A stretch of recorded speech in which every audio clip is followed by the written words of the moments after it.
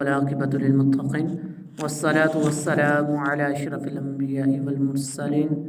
اما بعد فاعوذ باللہ من الشیطان الرجیم بسم اللہ الرحمن الرحیم۔ اللہ رب العالمین سورہ انبیاء آیت نمبر 48 کے اندر ارشاد فرما رہا ہے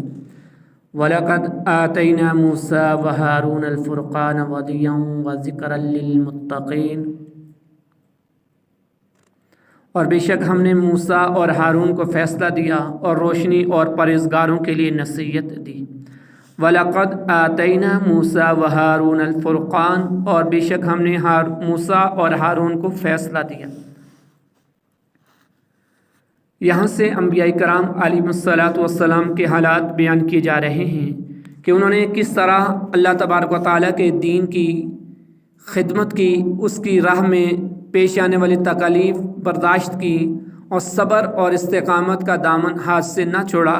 تاکہ بعد میں دین کی خدمت کرنے والوں کے لیے مشغل راہ ہو،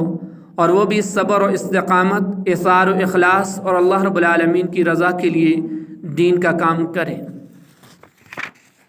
الذین یخشون ربهم بالغیب وهم من الساعۃ مشفقون، وہ جو اپنے رب سے بغیر دیکھے ڈرتے ہیں اور وہ قیامت سے ڈرتے ہیں۔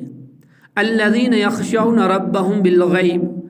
وہ جو اپنے رب سے بغیر دیکھے ڈرتے ہیں۔ ارشاد فرمایا پرہیزگار لوگوں کا وصف یہ ہے کہ وہ اللہ تعالیٰ کے عذاب سے ڈرتے ہیں، حالانکہ انہوں نے اس کے عذاب کا مشاہدہ نہیں کیا، اور وہ قیامت کے دن ہونے والے عذابات، حساب، سوال اور اس کے دیگر ہولناکیوں سے ڈرتے ہیں، اور اسی خوف کے سبب وہ اللہ رب العالمین کی نافرمانی کرنے سے بچتے ہیں۔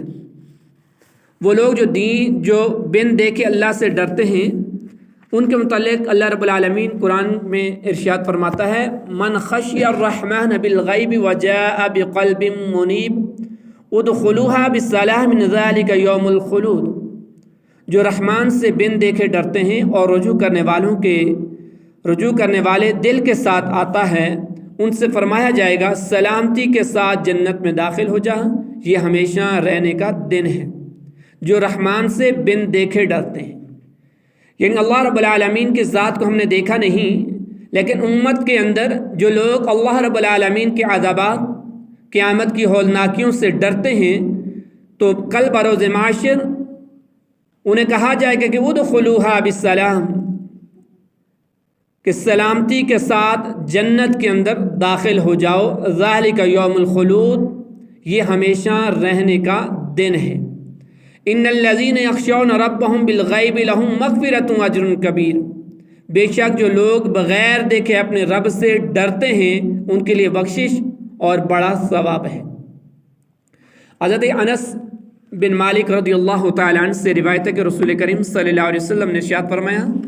اللہ رب العالمین ارشاد فرماتا ہے میری عزت اور جلال اور مخلوق پر میری بلندی کی قسم، نہ تو میں اپنے بندوں پر 2 خوف جمع کروں گا اور نہ اس کے لیے 2 امن جمع کروں گا۔ جو دنیا میں مجھ سے ڈرتا رہا اسے میں قیامت کے دن امن دوں گا، اور جو دنیا میں مجھ سے بے خوف رہا اسے میں قیامت کے دن خوف میں مبتلا کروں گا۔ مطلب کیا ہے کہ جو دنیا میں اللہ رب العالمین کے عذابات سے نہیں ڈرا، قیامت کی ہولناکیوں سے نہیں ڈرا، تو اللہ رب العالمین فرماتا ہے دنیا کے اندر تو وہ بے خوف رہا، آخرت کے اندر میں اسے خوف کے اندر مبتلا کروں گا۔ اور جو دنیا کے اندر اللہ رب العالمین کی خفیہ تدبیر سے ڈرتا رہا، قیامت کی ہولناکیوں سے ڈرتا رہا، معاشر کے خوفناک منازل سے ڈرتا رہا، جہنم کی آگ سے ڈرتا رہا، تو اللہ رب العالمین فرماتا ہے کہ میں آخرت میں اسے امن عطا کروں گا، امان عطا کروں گا۔ مجھے اپنی عزت اور جلال کی قسم اور مخلوق پر بلندی کی قسم ہے کہ میں آخرت میں اسے آسانی عطا کروں گا۔ تو ہم ذرا دیکھیں کہ ہماری کیا کیفیات ہیں۔ کیا دنیا کے اندر ہم اللہ رب العالمین کی خفیہ تدبیر سے ڈرتے ہیں؟ کیا اللہ رب العالمین کے عذابات سے ڈرتے ہیں؟ کیا آخرت کی ہولناکیوں سے، وحشتوں سے ہمارے دل کانپتے ہیں یا نہیں؟ اگر کامتے ہیں تو فبیا، اگر نہیں کامتے تو ان آیات مقدسہ سے ہمیں نصیحت لینے کی ضرورت ہے، اس حدیث طیبہ سے ہمیں رشد اور ہدایت لینے کی ضرورت ہے۔ وَهَذَا ذِكْرٌ مُبَارَكٌ أَنزَلْنَا افانتم لہو منکرون، اور یہ برکت والا ذکر ہے جسے ہم نے نازل فرمایا ہے، تو کیا تم اس کے منکر ہو؟ وَهَذَا ذِكْرٌ مُبَارَک، اور یہ برکت والا ذکر ہے۔ یعنی جس طرح ہم نے حضرت موسیٰ علیہ السلام پر توریت نازل فرمائی، اسی طرح ہم نے اپنے حبیب محمد مصطفیٰ صلی اللہ علیہ وسلم پر برکت والا قرآن پاک نازل فرمایا۔ اس کے منافع کثیر اور اس میں بہت وسیع علوم ہیں، اور ایمان والوں کے لیے اس میں بڑی برکتیں ہیں۔ اور جب یہ ظاہر ہو گیا کہ جس طرح ہم نے توریت نازل فرمائی اسی طرح قرآن مجید بھی نازل فرمایا، تو اے اہل مکہ، کہ یہ سب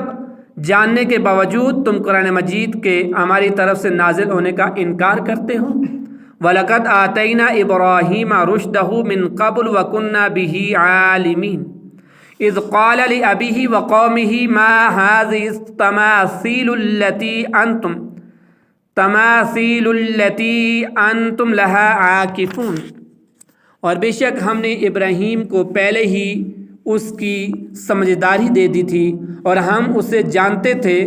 یاد کرو جب ہم نے اپنے باپ اور اپنی قوم سے فرمایا، یہ مجسمے کیا ہیں جن کے آگے تم جم کر بیٹھے ہوئے ہو؟ وَلَقَدْ آتَيْنَا إِبْرَاهِيمَ، اور بے شک ہم نے ابراہیم کو دے دی تھی۔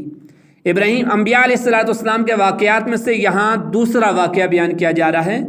اور فرمایا کہ حضرت ابراہیم علیہ السلام کو کہ بے شک ہم نے حضرت ابراہیم کو ان کی ابتدائی عمر میں بالغ ہونے سے پہلے ہی ان کی نیک راہ عطا کر دی تھی، اور ہم ان کے بارے میں جانتے تھے کہ وہ ہدایت اور نبوت کے اہل ہیں۔ یعنی ابراہیم علیہ السلام کو پہلے ہی آگاہ کر دیا۔ اذ قال لأبیہ وقومہ، یاد کرو جب اس نے اپنے باپ اور اپنی قوم سے فرمایا، یعنی وہ وقت یاد کرو جب حضرت ابراہیم علیہ السلام نے اپنے عرفی باپ اور اپنی قوم سے فرمایا، درندوں، پرندوں اور انسانوں کی صورت کے بنے ہوئے یہ مجسمے کیا ہیں؟ یعنی جو تم نے درندوں کے مجسمے بنائے، پرندوں کے مجسمے بنائے اور انسانوں کی صورتوں کے جو تم نے مجسمے بنائے ہیں، یہ مجسمے کیا ہیں جن کے آگے تم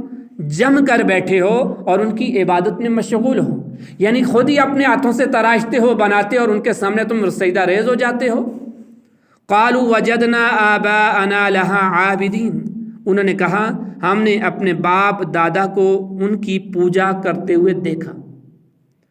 یعنی جب ابراہیم علیہ السلام نے فرمایا کہ یہ کیا ہیں، تو انہوں نے آگے سے کیا جواب دیا کہ ہم نے اپنے باپ دادا کو ان کی پوجا کرتے ہوئے دیکھا، پوجا کرتے ہوئے پایا۔ تو قالو، انہوں نے کہا، جب لوگ مجسموں کی عبادت پر کوئی دلیل پیش کرنے سے عاجز ہو گئے اور کہنے لگے ہم نے اپنے باپ دادا کو اسی طرح کرتے پایا، لہٰذا ہم بھی اسی طرح کر رہے ہیں۔ یہ آیت کفار کا قول نقل کیا گیا یہاں پر، لیکن اس آیت کریمہ کو سامنے رکھیں اور ہم اپنا محاسبہ کریں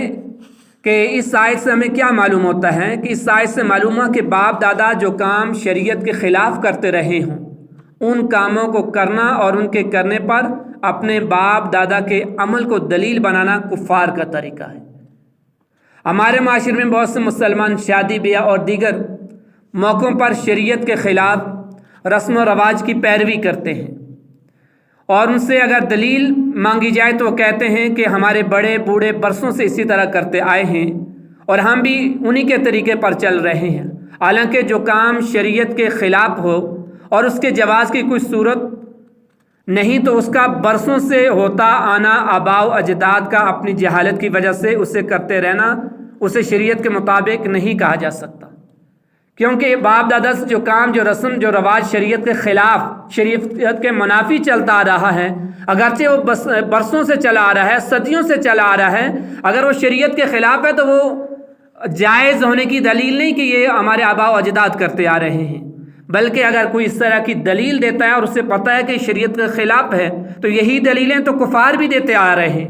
کہ یہ جو ہم کام کر رہے ہیں، جو ان کی پوجا کرتے آ رہے ہیں، یہ ہمارے آباء و اجداد کرتے آ رہے ہیں، اور وہ ان کی دلیل اور پھر ہماری دلیل میں فرق کیا رہا۔ تو مسلمان کو چاہیے کہ جب وہ اپنا کوئی کام شریعت کے منافی دیکھے تو فوراً اس سے رجوع کر لے اور اللہ کی بارگاہ میں صدق کے دل سے توبہ اور استغفار کرے۔ اللہ تعالیٰ ایسے مسلمانوں کو ہدایت فرمائے اور انہیں شریعت کے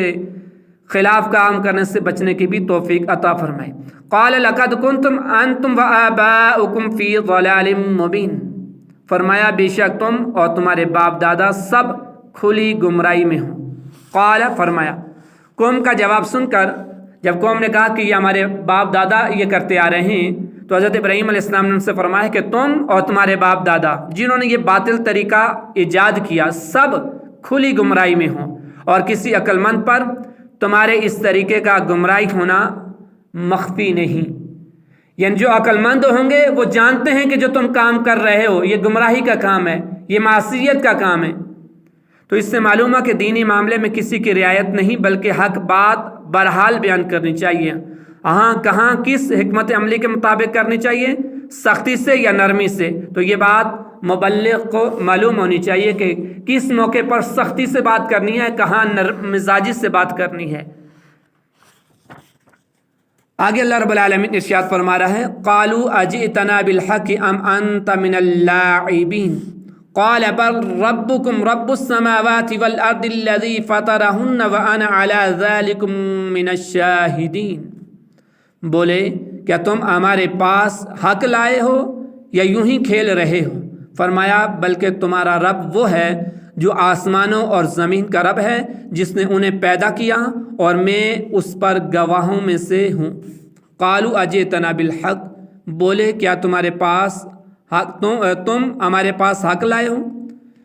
اس آیت اور اس کی بعد والی آیت کا خلاصہ یہ، یعنی ان دونوں آیات مقدسہ کا خلاصہ یہ ہے کہ حضرت ابراہیم علیہ السلام کی قوم کو چونکہ اپنے طریقے کا گمراہ ہونا بہت ہی بعید معلوم ہوتا تھا کہ ابراہیم علیہ السلام جو کہہ رہے تو ایسا نہیں ہو سکتا، انہوں نے سوچا شاہد یہ ہم سے استہزاء کر رہے ہیں، مذاق کر رہے ہیں، تو انہوں نے کہا کہ کیا یہ واقعی طور پر ہمیں بتا رہے ہیں یا یوں ہی ہنسی مذاق کے طور پر ہم سے کہہ رہے ہیں؟ تو اس کے جواب میں حضرت ابراہیم علیہ السلام نے اللہ تعالیٰ کی ربوبیت کا بیان کر کے ظاہر فرما دیا کہ آپ کھیل کے طور پر کلام نہیں کر رہے بلکہ حق کا اظہار فرما رہے ہیں۔ چنانچہ آپ نے فرمایا تمہاری عبادت کے مستحق یہ بناوٹی مجسمے نہیں بلکہ تمہاری عبادت کا مستحق وہ ہے جو آسمانوں اور زمین کا رب ہے، جس نے انہیں کسی سابقہ مثال کے بغیر پیدا کیا، تو پھر تم ان چیزوں کی عبادت کیسے کرتے ہو جو مخلوق میں داخل ہیں؟ اور میں نے تم سے جو بات کہی کہ تمہارا رب صرف وہ ہے جو آسمانوں اور زمین کا رب ہے، میں اسے دلیل کے ساتھ ثابت کر سکتا ہوں۔ اللہ رب العالمین ہمیں اس قرآن سے رشد و ہدایت لینے کی توفیق عطا فرمائے۔ وما علیہ الا البلاغ۔